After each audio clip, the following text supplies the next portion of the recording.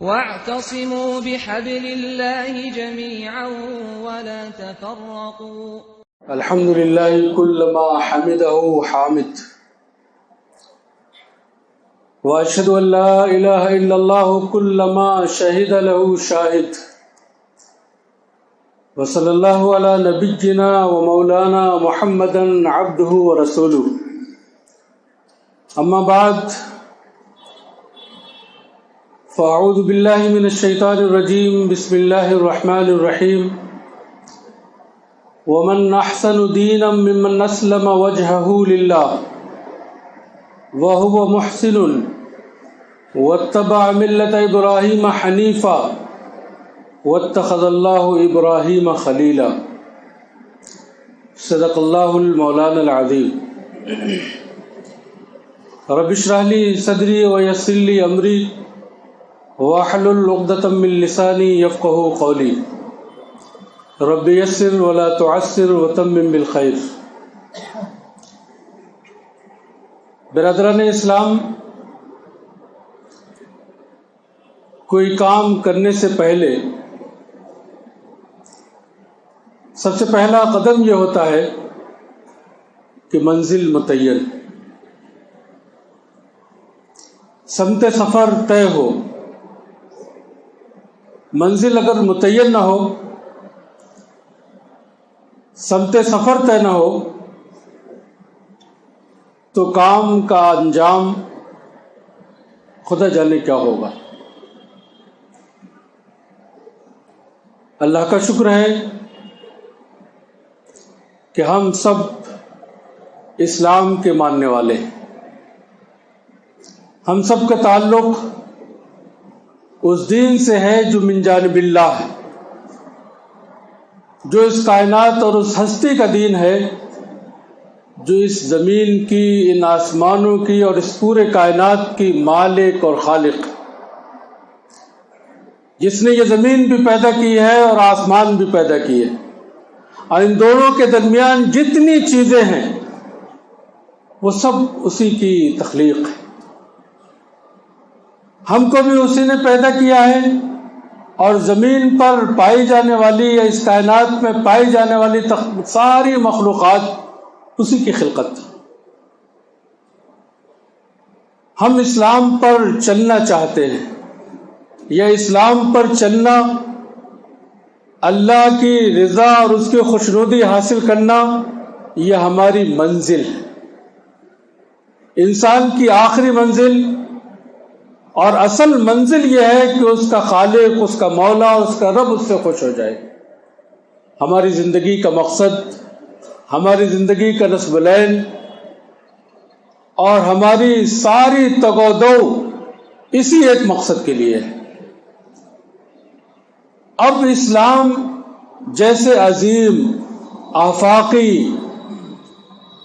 دین پر چلنے کے لیے جب تک یہ منزل طے نہ ہو، یعنی کہ آپ کو اگر دلی جانا ہے اور یہ نہ طے کریں کہ آپ دلی مشرق میں ہے کہ مغرب میں، تو بہت ممکن ہے کہ آپ ہاوڑا کی ٹرین پہ بیٹھ کر کے کلکتہ پہنچ جائیں. تو اسلام جس پر ہم چلنا چاہتے ہیں اور جس پر چل کر کے اپنے رب کو اور اپنے خالق کو خوش کرنا چاہتے ہیں، یہ منزل طے ہونا چاہیے. قرآن مجید کی جو آیت ابھی آپ کے سامنے میں نے پڑھی ہے، اس میں اسی بات اور اسی فلسفے کی یاد دہانی.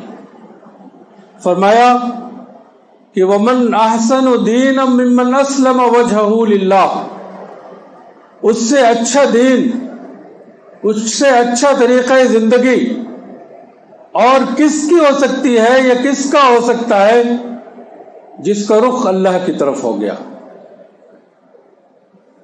جس نے اپنا منہ اللہ کی طرف کر لیا، جس نے اللہ کو اور اللہ کی رضا کو اپنی منزل بنا لیا.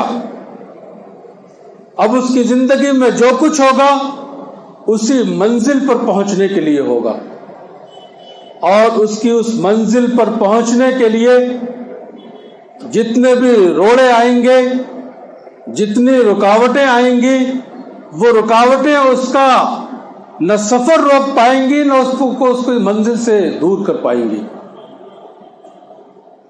قرآن پاک میں دو نبیوں کے سلسلے میں یہ بات کہی گئی کہ لقد کان لکم فی رسول اللہ اسوۃ حسنہ، لقد کان لکم اسوۃ حسنۃ فی ابراہیم۔ ایک حضرت ابراہیم علیہ السلام کے سلسلے میں یہ بات کہی گئی کہ حضرت ابراہیم کی پوری زندگی اور ان کی کتاب زندگی کا ایک ایک ورق ہر مسلمان کے لیے آئیڈیل اور اسوہ ہے۔ اور دوسرے نبی آخر الزماں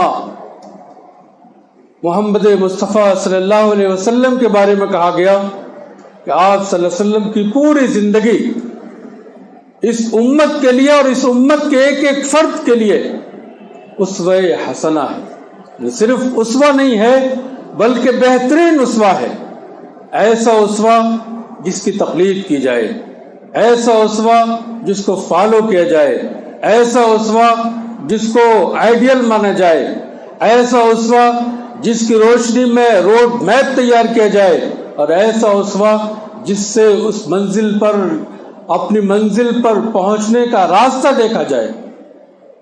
ان دو نبیوں کے سلسلے میں یہ کہا گیا۔ تو وہ آیت جو شروع میں نے پڑھی تھی اس میں کہا کہ اس سے اچھا دین اور کس کا ہو سکتا ہے جس نے اپنا رخ اللہ کی طرف کر لیا، جس نے اپنی منزل اللہ کو بنا لیا، اللہ کی رضا کو بنا لیا۔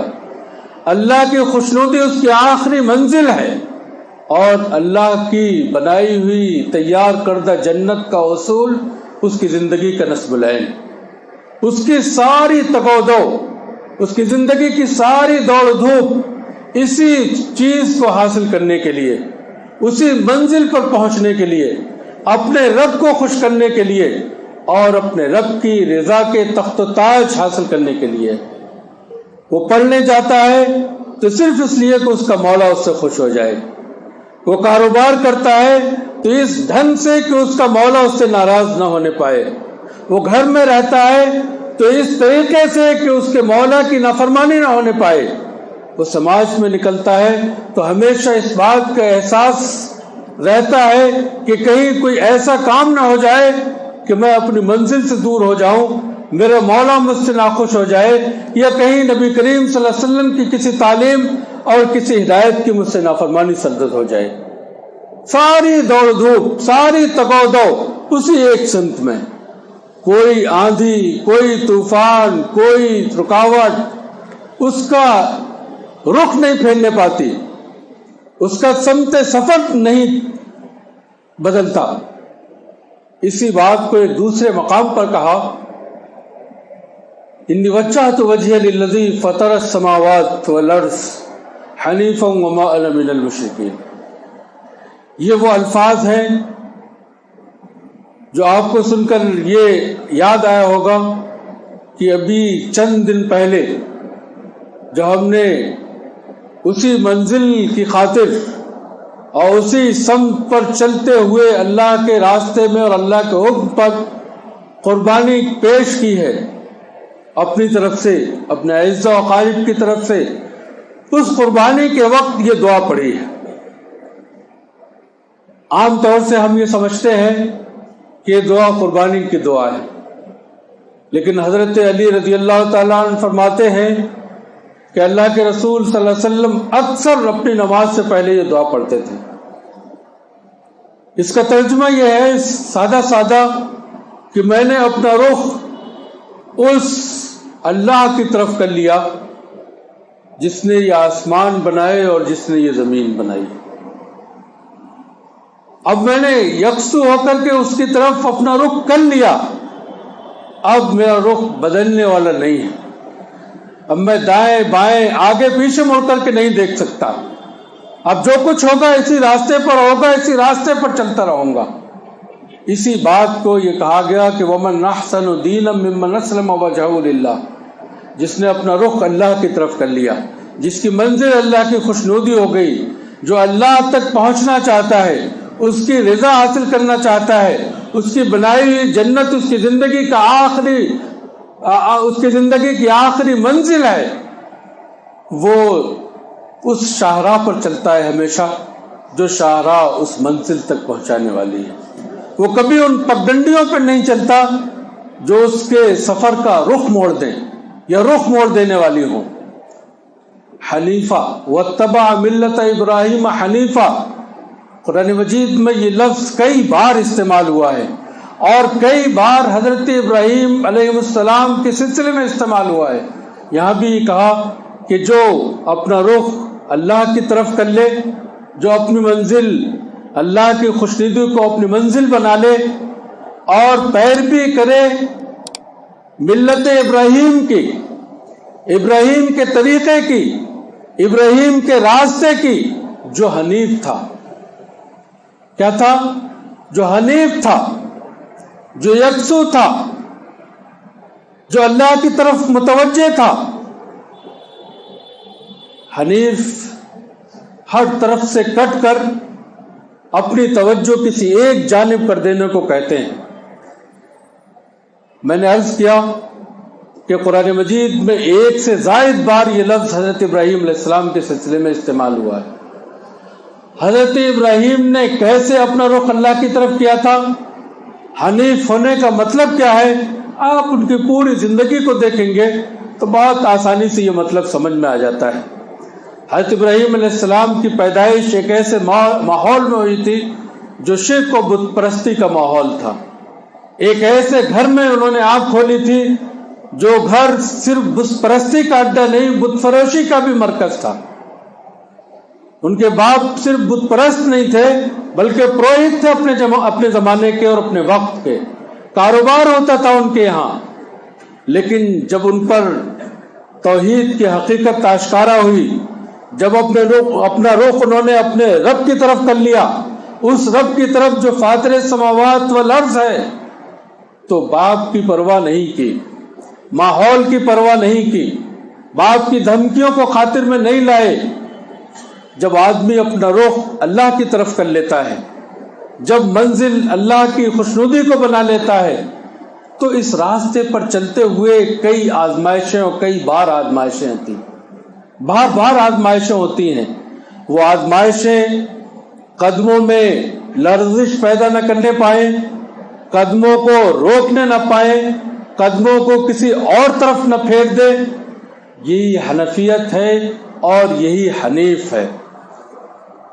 جب حضرت ابراہیم نے اپنے باپ کے سامنے توحید کی دعوت پیش کی اور یہ کہا کہ ابا جان، یہ جو آپ کر رہے ہیں یہ صحیح نہیں ہے، یہ غلط ہے،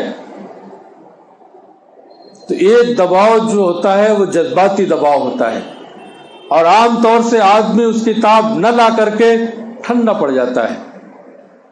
حضرت ابراہیم کو باپ کی طرف سے جس مخالفت اور آزمائش کا اور جس دباؤ کا سامنا کرنا پڑا، اس کی انتہا یہ ہے کہ لئن لم تنتہی لارجمنک واہجرنی ملیہ، کہ ابراہیم اگر تم اپنی ان حرکتوں سے باز نہ آئے، جو حرکتیں تم کر رہے ہو، جس چیز سے، جس بت پرستی سے مجھے روک رہے ہو، جس حقیقت کی، جس توحید کی دعوت پیش کر رہے ہو، تو میں تمہیں پتھر مار مار کر کے تمہیں ہلاک کر دوں گا اور میری آنکھوں کے سامنے سے چلے جاؤ، میں تمہیں آگ کرتا ہوں. یہ کوئی معمولی دھمکی نہیں تھی، یہ کوئی معمولی دباؤ نہیں تھا، یہ غیر معمولی دباؤ تھا. باپ کی شفقت، پدرانہ شفقت، باپ کی محبت، یہ معروف ہے، ہم میں کا ہر شخص جانتا ہے اور بہت اچھی طرح سے جانتا ہے کہ ایک بیٹے سے ایک باپ کو کتنی محبت، کتنا تعلق خاطر ہوتا ہے. لیکن باپ کی زبان سے یہ سننا اور سن لینا کہ میں تمہیں پتھر مار مار کے سنگسار کر دوں گا، بھاگ جاؤ میری نگاہوں کے سامنے، کبھی میرے سامنے نہیں آنا، یہ ہر بیٹا برداشت نہیں کر سکتا. وہ بیٹا جو بہت ناز و نیام میں پلا ہو وہ تو بالکل اس کو برداشت نہیں کر سکتا. لیکن قرآن مجید یہ بتاتا ہے کہ حضرت ابراہیم نے اس دباؤ کو بھی برداشت کیا اور کبھی بھی اس دباؤ کی اور اس جذباتی دباؤ کی کبھی پرواہ نہیں کی. کیوں؟ اس لیے کہ انہوں نے اپنا رخ اللہ کی طرف کر لیا تھا، اس لیے کہ وہ حنیف بن چکے تھے، وہ اللہ کی طرف یکسو ہو گئے تھے. اب کوئی دھمکی، کوئی دباؤ، کوئی چیز ان کا رخ بدل نہیں سکتی تھی۔ پھر دوسرا نمبر قوم کا دباؤ ہوتا ہے، معاشرے کا دباؤ، سماج کا دباؤ، قوم کی طرف سے مخالفت شروع ہوئی، اس کو بھی برداشت کر لے گئے۔ اور تیسرا اور آخری دباؤ اس راستے سے ہٹانے کے لیے حکومت اور طاقت کا ہوتا ہے، وہ بھی پڑا، اس کا بھی سامنا کرنا پڑا، اس میں بھی کھڑے اترے۔ تب جا کر کے اللہ تعالیٰ نے یہ اعلان کیا وَاتَّخَذَ اللَّهُ إِبْرَاهِيمَ خَلِيلًا، جس کو اللہ نے اپنا دوست اور اپنا خلیل بنا لیا۔ اللہ کی دوستی اور اللہ کی محبت کے لیے ان مراحل سے گزرنا حضرت ابراہیم کی زندگی سے لگتا ہے جیسے شرط۔ یہ کمپلسری کورس ہے، یہ کوئی آپشنل سبجیکٹ نہیں ہے۔ اپنی سمت اللہ کی طرف کرنی ہوگی، اپنے آپ کو اللہ کے لیے یکسو کرنا پڑے گا، اللہ کی خوشنودی کو اپنی منزل بنانا ہوگا، تب جا کر کے ملت ابراہیم کی اتباع ہوگی، یا اتباع ملت ابراہیمی کا حق ادا ہوگا، اور تب جا کر کے اللہ کی دوستی، اللہ کا محبوب بندہ ہونے کا شرف حاصل ہوگا۔ فرمایا کہ وَإِذِ ابْتَلَىٰ إِبْرَاهِيمَ رَبُّهُ بِكَلِمَاتٍ فَأَتَمَّهُنَّ قَالَ إِنِّي جَاعِلُكَ لِلنَّاسِ إِمَامًا۔ ابراہیم کو اس کے رب نے کئی کلمات سے آزمایا، اس کا امتحان لیا، ہر امتحان میں وہ کامیاب ہوا اور کھرا اترا۔ تب جا کر کے بارگاہ یزدی سے اعلان ہوا کہ انی جاعلک للناس اماما، میں تمہیں لوگوں کا پیشوا بناتا ہوں، کسی ملک کا نہیں، کسی خاص کمیونٹی کا نہیں، بلکہ پوری انسانیت کا امام اور پوری انسانیت کا پیشوا بناتا ہوں۔ اور آپ کو معلوم ہے، قرآن مجید کے الفاظ شاہد ہیں کہ آپ سرزمین عراق کے امام اور پیشوا نہیں تھے۔ آپ کا نام قرآن مجید میں بھی جہاں آیا ہے وہاں ناس کی بات کہی ہے، ملت ابراہیمی کی بات کہی ہے، اور ایک جگہ تو یہ کہا کہ وہ اپنے آپ میں ایک امت تھا، ان ابراہیم کان امتن، ایک پوری امت کا نام ابراہیم۔ ابراہیم کسی فرد کا نام نہیں ہے، ابراہیم ایک اسوے کا نام ہے، ابراہیم ایک طریقہ زندگی کا نام ہے، ابراہیم ایک امت کا نام ہے۔ قانتا للہ حنیفہ، وہ اللہ کی طرف متوجہ تھا، اللہ کے لیے یکسو تھا، ہر طرف سے کٹ کے یکسو تھا، باپ کی دھمکیوں کو، قوم کی طرف سے آنے والی آزمائشوں کو، حکومت وقت کی دھمکیوں کو، یہاں تک کہ آگ میں جھونک دیے جانے کی بھی پرواہ نہیں۔ اور آپ کو یاد ہوگا کہ جب نوبت یہ آئی ہے کہ اب تمہیں یہاں تمہارے لیے زمین تنگ ہے، اب یہاں نہیں رہ سکتے، جہاں باپ رہ رہا ہے، جہاں اپنا گھر ہے، جہاں اپنے گھر کے لوگ ہیں، جہاں اپنے رشتہ دار ہیں، جہاں پوری قوم ہے، جہاں جائیداد اور پراپرٹی ہے، جہاں سب کچھ ہے، جہاں بچپن گزرا ہے، کہا کہ یہ زمین اب تمہارے لیے رہنے کی نہیں، یہاں نہیں رہ سکتے تم۔ تو معلوم ہے اس وقت کیا کہا اور زبان سے کیا نکلا؟ یہ نہیں کہا کہ صاحب نکالو مت، جیسے آپ کہو گے ویسے رہوں گا، بلکہ قرآن مجید یہ بتاتا ہے کہ اس وقت حضرت ابراہیم کی زبان سے جو الفاظ نکلے ہیں، انی ذاہب الی ربی سیہدین، میں اپنے رب کی طرف جا رہا ہوں۔ یہ نہیں کہا کہ عرب کی طرف جا رہا ہوں، کہ مصر کی طرف جا رہا ہوں، شام کی طرف جا رہا ہوں، یا لیبیا کی طرف جا رہا ہوں، یا خلیج کی طرف جا رہا ہوں، یا ہندوستان کی طرف جا رہا ہوں۔ انی ذاہب الی ربی سیہدین، مجھے نہیں معلوم کہ مجھے کہاں جانا ہے، کیسے جانا ہے، راستہ بھی نہیں پتا ہے، راستے کی جو ضروریات ہیں وہ بھی نہیں ہیں، اس لیے کہا کہ میں اپنے رب کی طرف جا رہا ہوں، اپنے رب کے نام پہ جا رہا ہوں، اور وہ مجھے بتائے گا کہ مجھے کہاں جانا ہے۔ سیہدین، مجھے اپنے رب پر بھروسہ ہے کہ وہ میری دستگیری فرمائے گا، میری حفاظت بھی کرے گا، کہاں مجھے جانا ہے وہ میرے قدموں کو لے بھی جائے گا، اور وہاں پہنچ کر کے کیا کرنا ہے یہ بھی وہ بتائے گا، راستے میں کی کیا ضروریات ہیں وہ ضروریات بھی وہی پوری کرے گا۔ تو بندے مومن جو اپنا رخ اللہ کی طرف کر لیتا ہے، بندے مومن جو اللہ کو اپنا قبلہ مان لیتا ہے، بندے مومن جس کی رضا اور خوشنودی اس کی زندگی کی آخری منزل بن جاتی ہے، وہ پھر کسی اور چیز کی پرواہ نہیں کرتا، وہ کسی پیسے کے لالچ میں نہیں آتا، وہ کسی دباؤ کے چکر میں نہیں پھنستا، وہ کسی حکومت سے نہیں گھبراتا، وہ کسی اور چیز سے نہیں گھبراتا۔ لاکھ آندیاں آئیں، طوفان آئے، روڑے اٹکائے جائیں، پہاڑ کھڑے کر دیے جائیں اس کے راستے میں، لیکن اس نے اپنی سمت متعین کر لی ہے، اس سمت وہ بڑھتا چلا جاتا ہے، یہاں تک کہ وہ جنت کے دروازے پر پہنچ جاتا ہے جہاں فرشتے اس کے استقبال کے لیے، اس کو ویلکم کرنے کے لیے تیار کھڑے ہوتے ہیں۔ وسیق الذین اتقوا ربهم من الجنۃ زمرا حتی اذا جاؤوها وفتحت ابوابها وقال لهم خزنتها سلام علیکم طبتم فادخلوها خالدین۔ وہ لوگ جو تقوی کی زندگی اختیار کرتے ہیں، وہ لوگ جو اللہ کو اپنا رب مان کر کے رہتے ہیں، وہ لوگ جن کی پسند اللہ کی پسند قرار پاتی ہے، وہ لوگ جن کی منزل اللہ ہوتا ہے، اور وہ لوگ جن کی زندگی کا مقصد اللہ کو خوش کرنا ہوتا ہے، جب وہ جائیں گے، پہنچیں گے جنت کے دروازے پر، تو پہلے سے ان کے دروازے کھلے ہوں گے۔ جب کوئی معزز مہمان ہمارے ہاں تشریف لاتا ہے تو معاشرے کا عرف یہ ہے کہ گھر کے لوگ یا میزبان پہلے سے دروازے پر استقبال کر رہے ہوتے ہیں، گائیڈ کر رہے ہوتے ہیں کہ ایسے ایسے آئیے یہاں پر، اب یہاں پر، اور استقبال کے لیے وہاں پہلے سے کھڑے ہوتے ہیں، مصافحہ ہوتا ہے، معانقہ ہوتا ہے، سلام ہوتا ہے، اور پھر وہ بہت عزت اور وقار کے ساتھ اندر لے کر کے آتے ہیں۔ جنتیوں کے سلسلے میں قرآن مجید نے ہم انسانوں کو سمجھانے کے لیے کچھ ایسی ہی منظر کشی کی ہے، کہا کہ پہنچیں گے، کہیں گے کہ وقال لهم خزنتها سلام علیکم، فرشتے استقبال کریں گے کیا تم پر سلامتی ہو، طبتم فادخلوها خالدین، تم ہمیشہ خوش رہو گے اور ہمیشہ ہمیش رہو گے۔ تم ایک کامیاب زندگی گزار کر کے آئے ہو، ایک شاندار زندگی گزار کر کے آئے ہو، دنیا میں ایسے نقوش چھوڑ کر کے آئے ہو جو نقوش ہمیشہ زندہ رہیں گے، جو تابندہ رہیں گے۔ تمہارے بعد آنے والی نسلیں تمہیں یاد کرتی رہیں گی کہ یہ نقوش وہ چھوڑ کر کے گئے ہیں، ان نقوش پر چلنا ہے، یہ نقوش کامیابی کے نقوش ہے۔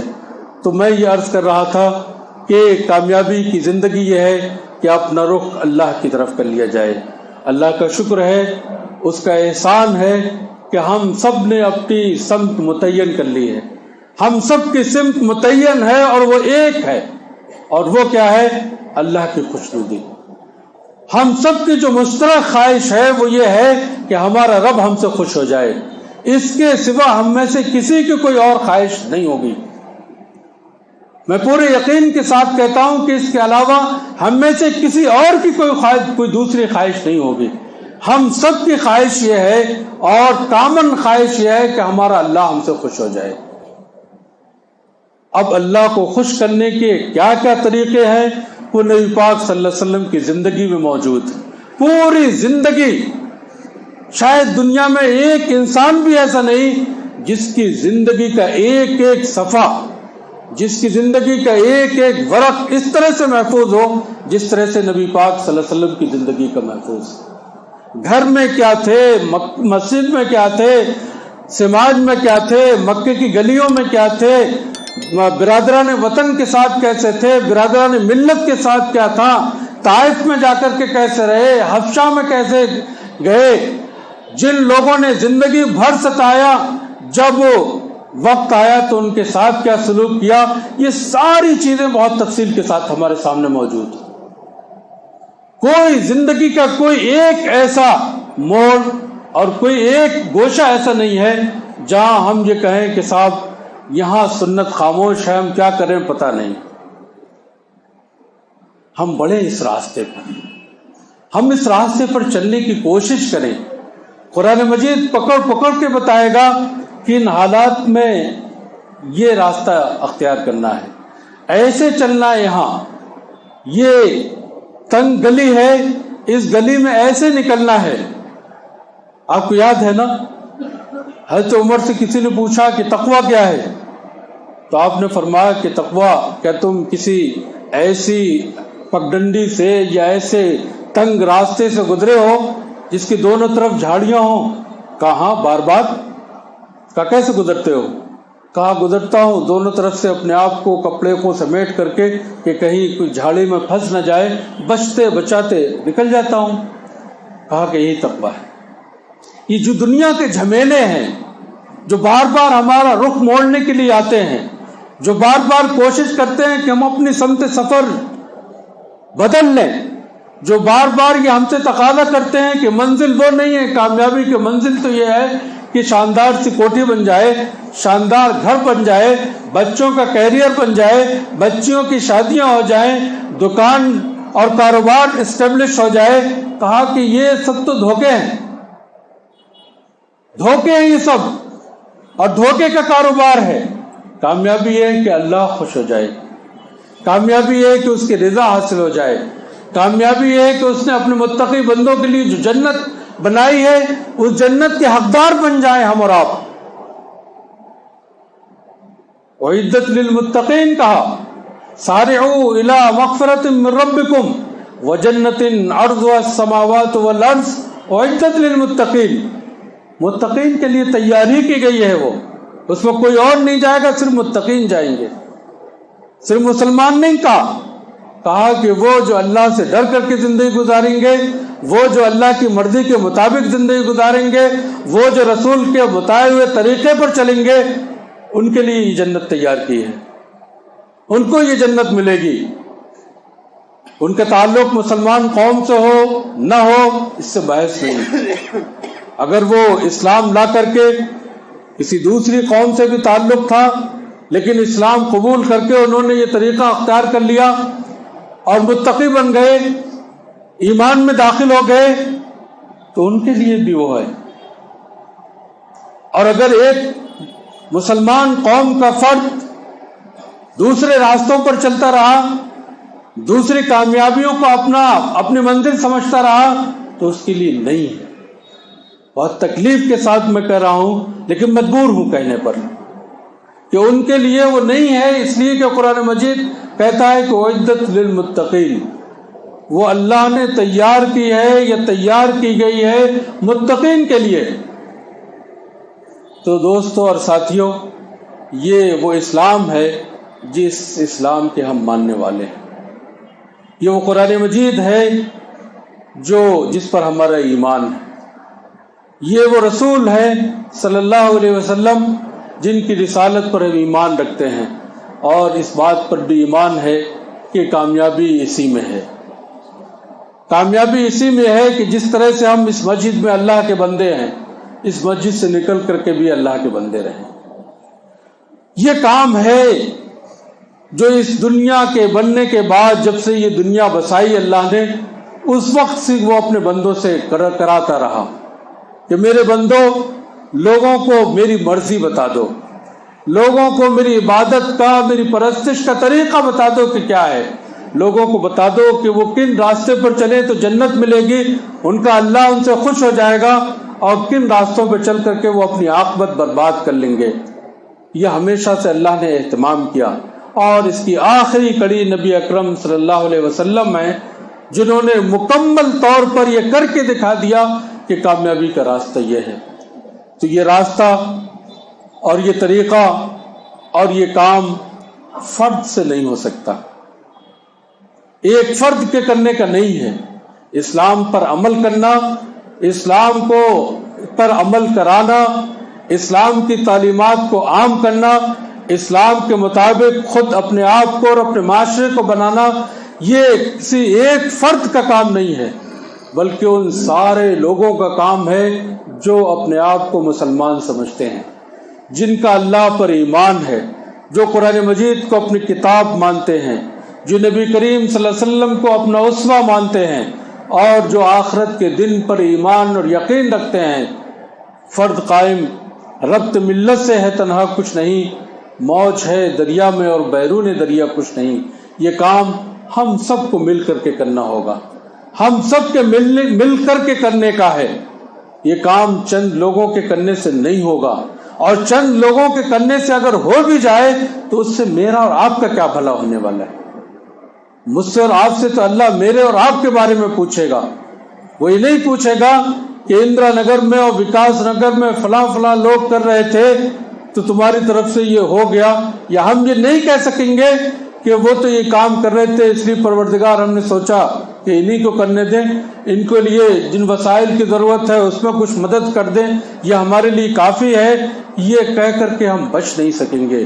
تو یہ دین جس کو ہم مانتے ہیں، یہ کتاب جو ہماری کتاب ہے، جو اللہ کی نازل کردہ ہے، یہ دین قربانیوں کا دین ہے، یہ دین اجتماعیت کا دین ہے، یہ دین معاشرے کا نام ہے. اس قرآن کا مخاطب انسان ہے، انسان مسلمان نہیں ہے.